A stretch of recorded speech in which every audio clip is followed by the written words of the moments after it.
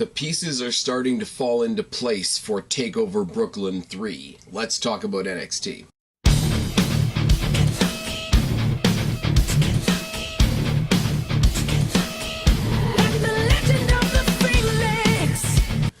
What's going on, everybody? It's your buddy, it's your pal Spaz Phoenix, the YWC Reality Check, here with your NXT review for July 12th. And like I said, lots and lots of pieces are falling into place for TakeOver Brooklyn 3. I love it because Raw just finished with their Great Balls of Fire pay-per-view. SmackDown is on an arduous sort of trudge towards Battleground and their flag matches and their Punjabi prison matches and whatever. NXT is already looking at SummerSlam weekend, which is fucking great. We know that the two big selling points of this week's episode of NXT were Heavy Machinery getting a predictable opportunity at the tag team titles that we're going to talk about later on, and the return of Johnny Gargano. So the show starts off with a retrospective on DIY, how they got together, a little bit of stuff from the Cruiserweight Classic, their trials and tribulations, their successes, their failures, and finally the breakup at TakeOver Chicago. It's all good. Then they show footage from last week of, what the hell is his name? I can't read my writing. It's very, very late. I'm very, very sorry. Roderick Strong, looking all dejected and defeated after losing to Bobby Roode last week on NXT. He's there with his mom and his wife, and it's all very heartfelt and whatever. And then that awesome music, that awesome entrance, everything that is the entrance of Aleister Black comes to the ring. I still say, one of the greatest entrances they have in NXT right now. And who's he facing? He's facing a name that I've heard whispered in the dirt sheets, a name that I've heard whispered on podcasts and YWC YouTube channels and all that sort of thing. And it's a name that I don't know a fucking thing about. It's the supposedly long-awaited debut of Bobby Fish, who looks like a bigger Simon Gotch. And this is where I throw it back to you guys, as I do. If this is a guy that I should give a shit about, and I'm not saying that in a disrespectful way, but if this is a guy that I should give a shit about, somebody let me know in the comment section. I mean, don't get me wrong, it was a great match, but I'm looking at this. NXT really likes to treat people's debuts really, really special, which is fine, and it's wonderful, and it's the way it should be. Aleister Black shouldn't be losing right now, though, so I go into this with a great deal of trepidation as a fan of Aleister Black. Black works the arm. There's a counter sequence, Black takes over and continues to work the arm. Gut shot by Black, collar and elbow tie-up, and a headlock by Fish. Several kicks are exchanged between both guys, and both guys really look like they're hesitating, sort of giving off that feeling that either they know each other really well and they know to be tentative of each other, or they don't know each other and they're really being tentative, feeling each other out for the first time. Either way, really, really good. Really, really cool to see somebody like Aleister Black, who's been kicking ass, all of a sudden take a step back from this guy. Makes this guy look good on his entrance, so good for him.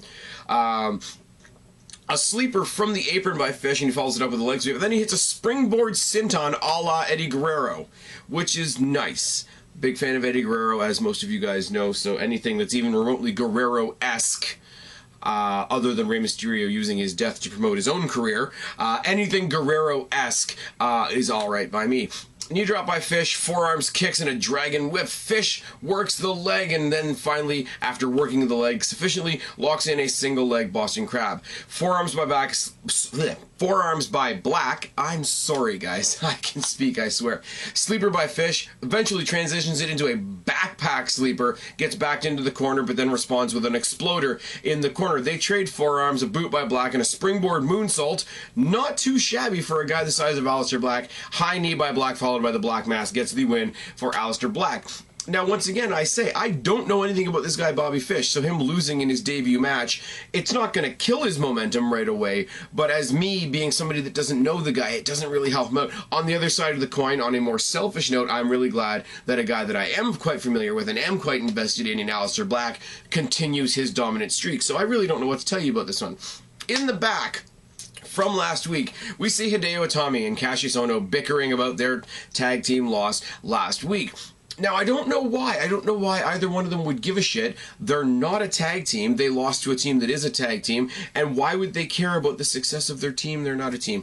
Whatever. I don't care about this feud, and I wish Hideo Itami was doing something so much better. Something I'm going to point out in a couple of minutes could be the solution to that. I'm just putting that one out there.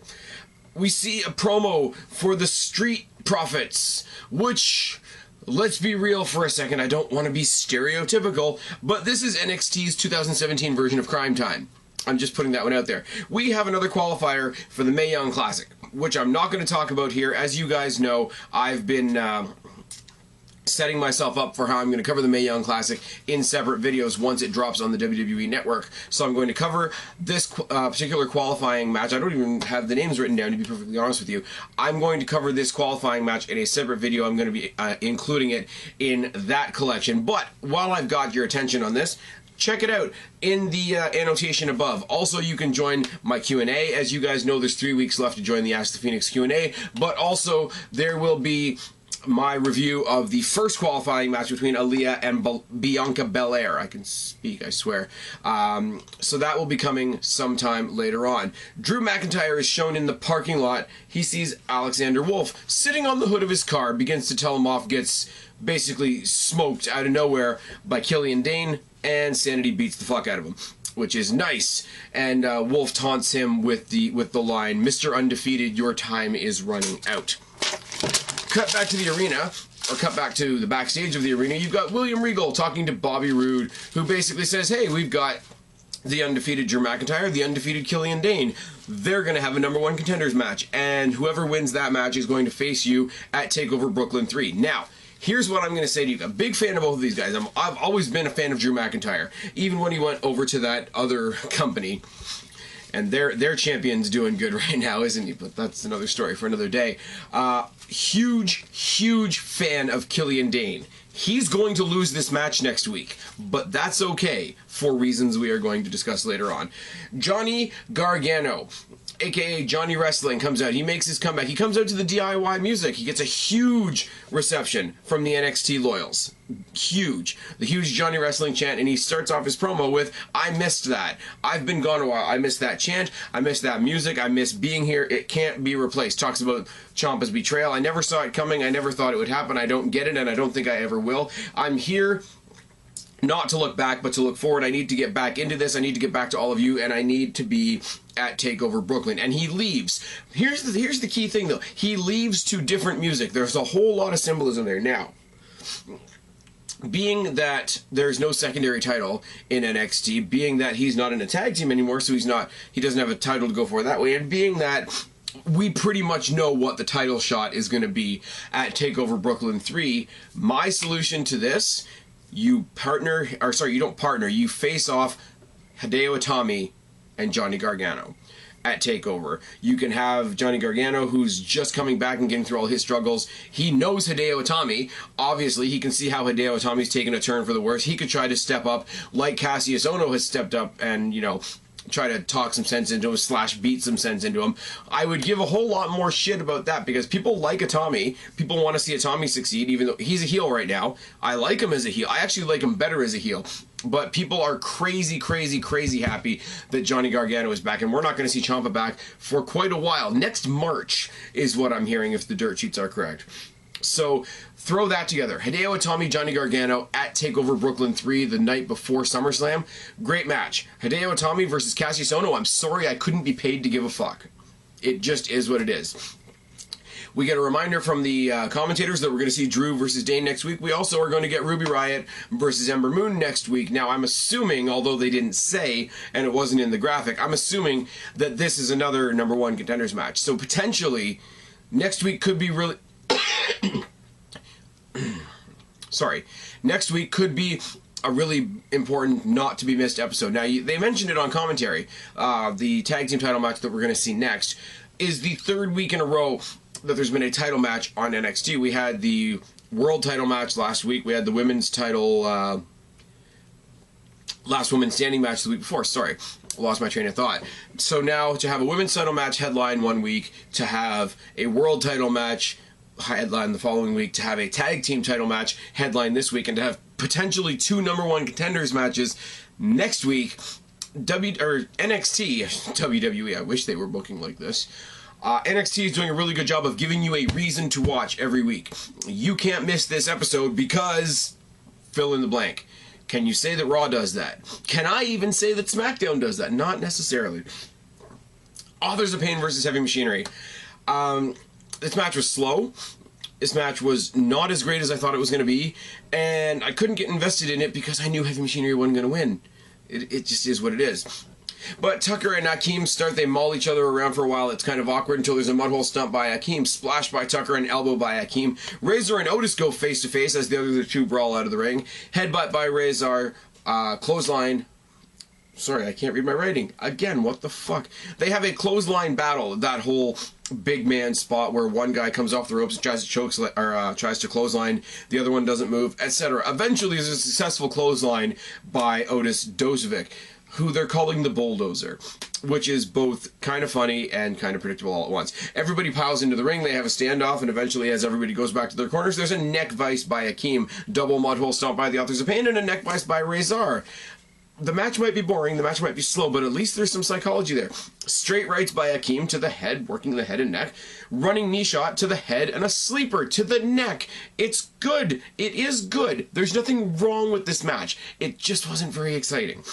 Side slam leg drop combination by the Authors of Pain, knee lifts by Razor, a takedown by Tucker, jabs and rolling clotheslines and an overhead suplex by Otis, slam by Otis, boot by Razor, DDT by Akeem. They try for their trash compactor maneuver, it gets blocked. Final chapter by the Authors of Pain gets the obvious win. Heavy Machinery. They get the fuck out. That was their shot. They're done. The cameras linger for a long time on the Authors of Pain, on Paul Ellering, and on the commentator saying, who's going to stand up to them next? And then you hear the SAnitY music. Everybody but Eric Young, who's still dealing with his family losses and continued positive thoughts from me, for whatever it's worth, to Eric Young for the loss of, I believe it was his mother, if I'm not mistaken. That's fucking terrible. His team, in his absence, is doing a great job holding up this story. Now, what happens next is you've got SAnitY on the rampway. Wolf, Dane, and Nikki Cross. Not only are they there, not only are they staring maniacally and convincingly at the Authors of Pain, but they look up in the sky. There's a white spotlight, and all of a sudden, the pages fall from the ceiling. The pages of the Authors of Pain's Book of Pain. Great, fantastic, simple mind games from SAnitY to the Authors of Pain. Now, this brings up a really good hope for me, for SAnitY. Eric Young, when he does come back, because the dirt sheets are a thing, and we all know why he's not there, there's going to be an immense groundswell of sympathy for Eric Young. We are going to want Eric Young to succeed, which is good. You got Eric Young, who should be in the title picture right now, but he's not, obviously, because of family issues. Bobby Roode is a heel. Eric Young, although he's crazy and we love him, is a heel. You put the belt on Drew McIntyre at TakeOver. From there, you put Bobby Roode on Raw or SmackDown, hopefully SmackDown. You then have Drew McIntyre versus Eric Young. Eric Young picks up the title. His cohorts pick up the tag titles. Nikki Cross gets the title reign that she should have had already. And you have SAnitY dominating the entire NXT brand. You do with SAnitY what you should have done with the Wyatts. Give them at least a small amount of time where they hold all the power, they hold all the cards, they hold all the crown jewels, they hold all the gold in NXT. Is it going to happen? Probably not. It's way too good and it would make me way too happy. So obviously they're not going to do it. So anyways, that's it. That's NXT for this week. A lot of setup for TakeOver Brooklyn 3 in this episode, which is really, really good. I wish I gave a shit about the debut of Bobby Fish. I wish I thought the Heavy Machinery had a shot at winning these titles tonight, but I didn't. As I said before, go up into the annotation, join the Q&A if you want. You got about 2.5 weeks left. Check out my first review in what will be several for the Mae Young Classic. Congratulations once again to strifenineteen for winning the Great Balls of Fire pay-per-view pick'em. Reminder that next week we will be doing another preview and another pick'em for SmackDown's Battleground pay-per-view. I really encourage you to wait for that next week and join us for the fun if you choose. I've been Spaz, your YWC Reality Check. Subscribe up there, talk down there, start a conversation, keep all these conversations going. Don't be a stranger. I will talk to each and every last one of you later. But for right now, I'm tagging out. Bye, guys.